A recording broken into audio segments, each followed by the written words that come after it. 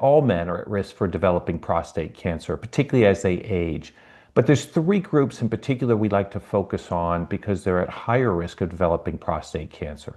And those are men with a family history. A direct relative, in particular, a father or brother, are at the greatest risk of developing prostate cancer. Also, men that identify as Black or African ancestry, these men also have a higher risk of developing prostate cancer.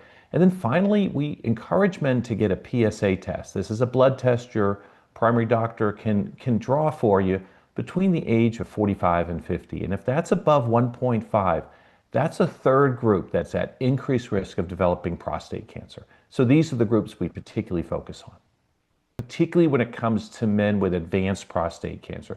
This is cancer that, for whatever reason, has spread outside of the prostate, typically to bones or lymph nodes.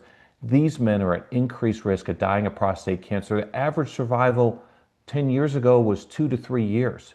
But with the advances we've made, the average survival is now 7 to 10 years using combinations of therapies. It's so important that patients are informed about this. One way to get informed is through a website that we've started called advancedpctreatment.com. And it's patient-facing information about all these advances in prostate cancer. The loved ones, the caregivers who are supporting men on their journeys, can really help by tapping into what that patient needs. So very frequently, we saw in a recent survey of 500 caregivers that 85% of them joined the men with prostate cancer on the physical doctor's appointments and participated in those appointments along with the patient themselves, both providing moral support as well as getting the education that they needed to be able to effectively support the patient themselves. And so participating actively, listening to the patients, hearing their questions, becoming informed about the disease are all ways in which the support person who's guiding that patient and joining them on that journey can support them through it.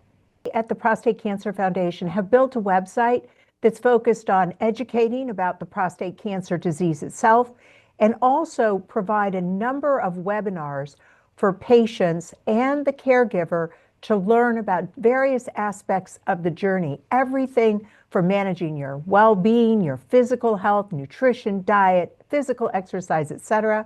And that's available at pcf.org. Prostate cancer is a journey, even for the men with advanced disease. There's hope out there.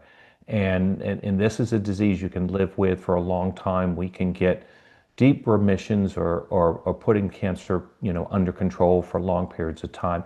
And the second thing is that, you have a responsibility in this, taking care of yourself. And because it's a long journey, it's important to take care of your physical and mental well-being and to accept the help and support of others around you, particularly your caregivers.